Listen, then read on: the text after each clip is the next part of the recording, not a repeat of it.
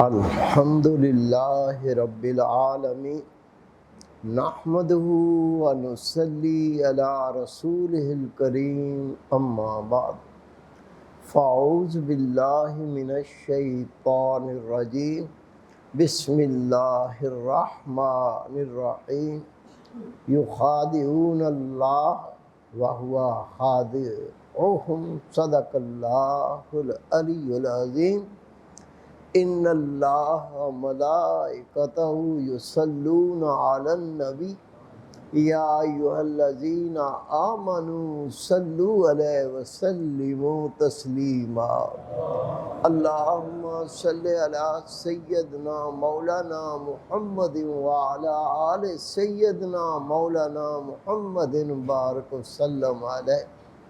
میرے عزیز دوستوں، واجہ احترام بزرگوں، انتہائی پیارے بیٹوں، میری پیاری ماں، بہنوں، بیٹیوں، عاجز ناچیز پر تقصیر گناہ گار بندے نے آپ کے سامنے اللہ تعالیٰ کے پاک کلام میں سے ایک حصہ تلاوت کرنے کا شرف حاصل کیا۔ رب العزت سے دعا ہے وہ پاک ذات عاجز کو صحیح مفہوم بیان کرنے کی، آپ سب کو سننے کی، ہم سب کو اس پر عمل کرنے کی توفیق عطا فرمائے۔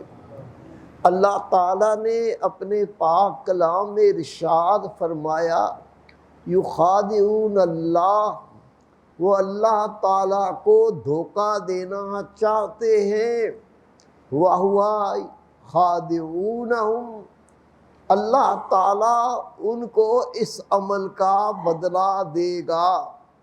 میرے پیارے بھائی، میرے بیٹے، میری پیاری بہن، میری پیاری بیٹی، مومن کی یہ صفت نہیں ہے، ایمان والے کی یہ صفت نہیں ہے کہ دوسرے کے ساتھ فریب کرے، دوسرے کو دھوکہ دے۔ یہ مومن کی صفات میں چیز نہیں ہونی چاہیے۔ ایمان ان گندی چیزوں کو دور کر دیتا ہے، ایمان ان اخلاق رذیلہ کا خاتمہ کر دیتا ہے۔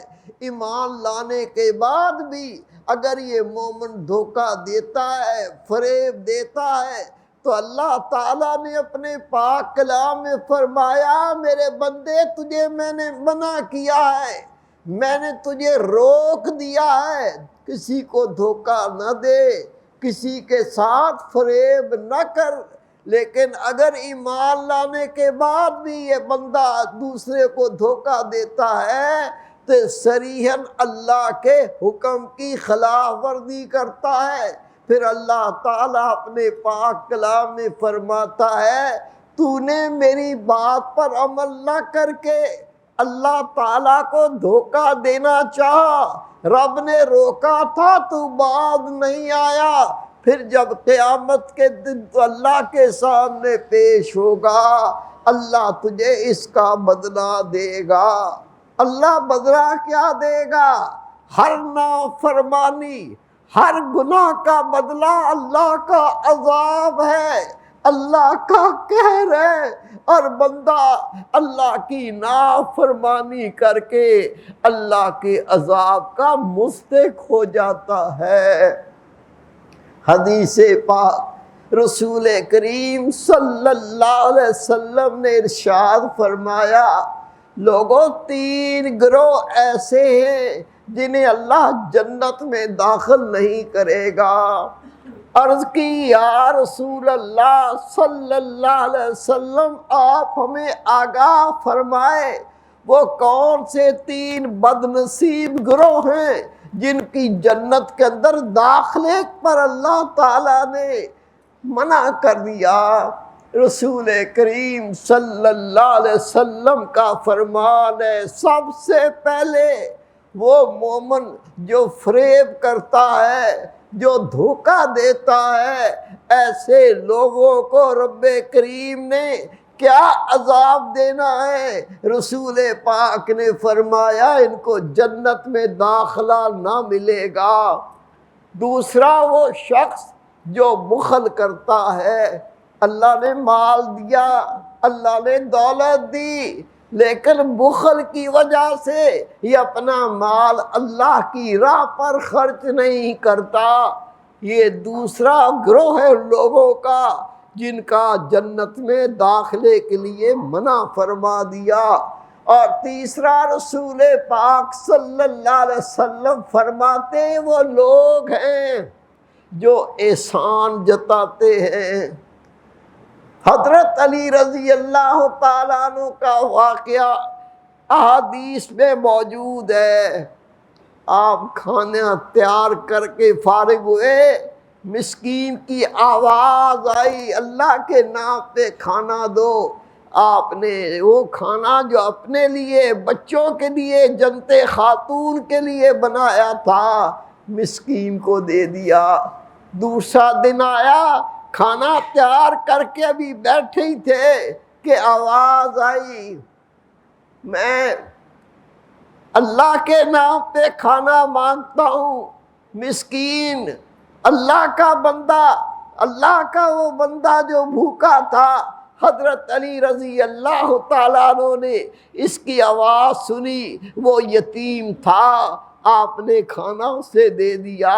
جب تیسرا دن آیا، کھانا رکھ کے بیٹھے ہی تھے، کھانا چاہتے تھے، قیدی کی آواز آئی، میں بھوکا ہوں، اللہ کے نام پہ مجھے کھانا دیا جائے۔ علی شیر خدا نے اہل و عیال کا کھانا انہیں عطا کر دیا، اور آپ نے فرمایا ہم اس کا صلہ اللہ سے مانگتے ہیں۔ یہ کھانا کھلا کر کوئی احسان نہیں کیا، بلکہ ہم یہ بھی نہیں چاہتے کہ تم اس کا شکریہ ادا کرو، ہم تو اس کا بدل اللہ سے طلب رکھتے ہیں، اللہ سے مانگتے ہیں۔ احسان کر کے جتانا، میرے بھائی، میرے بیٹے، میری پیاری بہن، جب آپ نے کسی پر احسان کیا، اس کا بدلہ اللہ سے لینا ہے، تو مخلوق سے طالب کیوں ہوتے ہو؟ مخلوق پر احسان کیوں جتاتے ہو؟ رسول پاک صلی اللہ علیہ وسلم فرماتے ہیں تیسرا گروہ وہ لوگ جو جنت میں داخل نہ کیے جائیں گے، وہ احسان جتانے والے ہوں گے۔ میری پیاری بہن، میری بیٹی، میرے پیارے بیٹے، میرے بھائی، سب سے پہلے اس حدیث پاک نے اللہ کے محبوب نے فرمایا جو دھوکہ دیتے ہیں، جو فریب کرتے ہیں، یہ جنت میں داخل نہ کیے جائیں گے۔ حضرت سیدنا ابو ہریرہ رضی اللہ تعالیٰ عنہ فرماتے ہیں میں رسول کریم صلی اللہ علیہ وسلم کے ساتھ تھا، ہم بازار کی طرف نکلے، ہم نے دیکھا ایک شخص غلے کا ڈھیر لگا کر بیٹھا تھا، وہ غلہ بیچ رہا تھا۔ خدا کے محبوب قریب چلے گئے، آپ نے اپنا ہاتھ غلے کے ڈھیر کے اندر داخل کر کے نکالا تو اندر سے آپ کا ہاتھ مبارک گیلا ہو گیا۔ آپ نے وہ دانے، وہ اناج سامنے کر کے کہا بلاؤ، یہ کس کا اناج ہے؟ اسے بلایا گیا، آپ نے فرمایا یہ کیا دیکھتا ہوں، یہ غلے کے ڈھیر میں یہ سل ہے، یہ گیلا ہے جس سے میرے ہاتھ کو تر کر دیا۔ اس نے کہا یا رسول اللہ صلی اللہ علیہ وسلم، ابھی بارش ہوئی تھی، اوپر سے غلہ خشک ہو گیا، اندر نیچے بھی گیلا ہے۔ اللہ کے محبوب نے فرمایا یہ گیلا غلہ تو نے باہر نکال کر کیوں نہیں دکھایا تاکہ اس میں دھوکہ نہ ہو اور خریدنے والے کو پتہ چل جائے کہ اس میں پانی کی سل موجود ہے۔ یہ کاروبار ہم جو کرتے ہیں اللہ سب جانتا ہے آج کیا ہو رہا ہے۔ یہ تو بارش کی سل تھی، خدا کی قسم آپ بازار میں جا کے دیکھو، اگر کالے چنے ہیں تو کالے پتھر ڈالے ہوئے، اگر سفید چنے ہیں سفید پتھر ڈال کر اس کو بیچا جا رہا ہے۔ اگر ہم چائے کی پتی دیکھتے ہیں تو چنے کا چھلکا ڈال کر اس کو تول کے دیا جا رہا ہے۔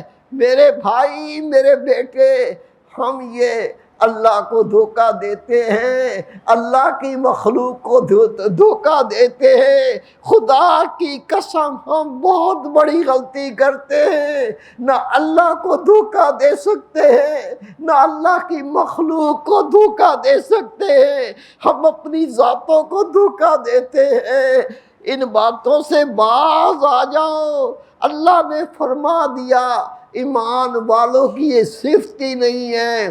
رب نے فرمایا جو اللہ کو دھوکہ دینا چاہتے ہیں ان کو اللہ تعالیٰ اس کا بدلہ دے گا۔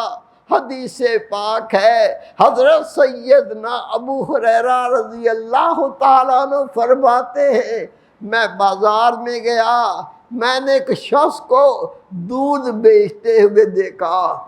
میں نے دیکھا دودھ کے اندر پانی ملایا ہوا ہے۔ آج اگر آپ خالص دودھ ڈھونڈنا چاہیں کہیں ملتا ہی نہیں، پتہ نہیں کیا کیا تماشے، کیا کیا چیزیں ڈال کر اس کو بڑھایا جاتا ہے، پانی ڈالا جاتا ہے۔ حضرت سیدنا ابو ہریرہ رضی اللہ تعالیٰ عنہ نے فرمایا تو نے دودھ میں پانی ملایا ہے، روزے قیامت جب اللہ کہے گا اس دودھ سے پانی کو جدا کر، تو نہیں کر سکے گا، یعنی وہ وقت ہوگا پھر تو اللہ کے عذاب سے نہیں بچ سکے گا۔ میرے بھائی، میرے بیٹے، میری پیاری بہن، میری بیٹی، یہ جو دھوکہ دیتے ہیں، یہ جو فریب کرتے ہیں، یہ جو ملاوٹ کرتے ہیں، دھوکہ تو ہے لیکن یہ انسانی جان کا نقصان بھی ہے۔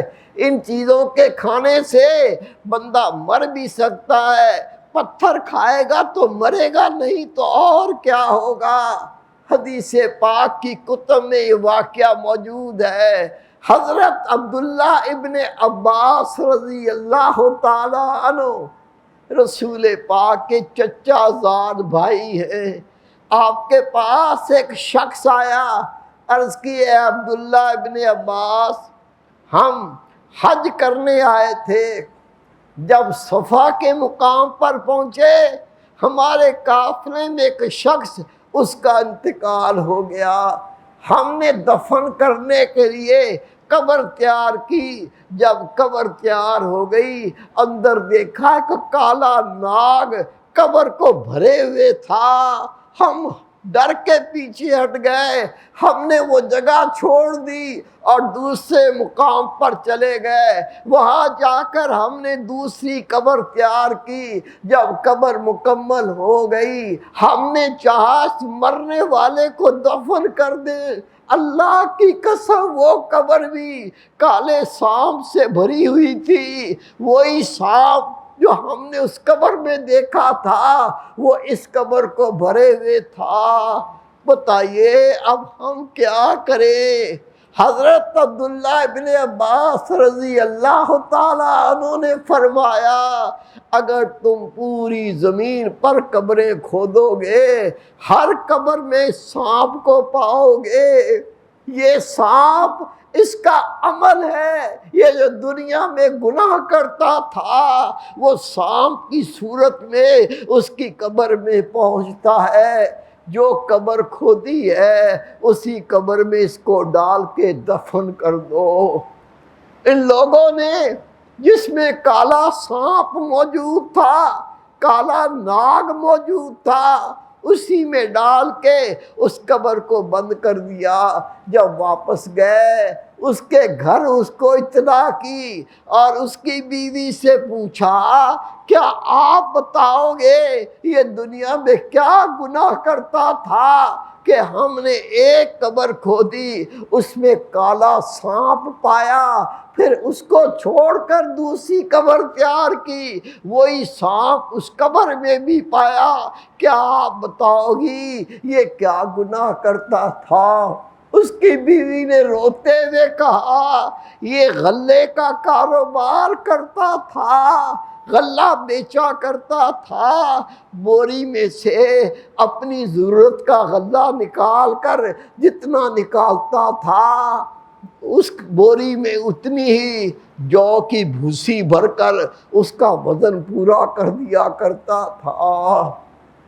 میرے بھائی، میرے بیٹے، حدیث پاک ہے، اللہ کے محبوب صلی اللہ علیہ وسلم فرماتے ہیں اسلام تو وفاداری کا نام ہے، اسلام تو خیر خواہی کا نام ہے۔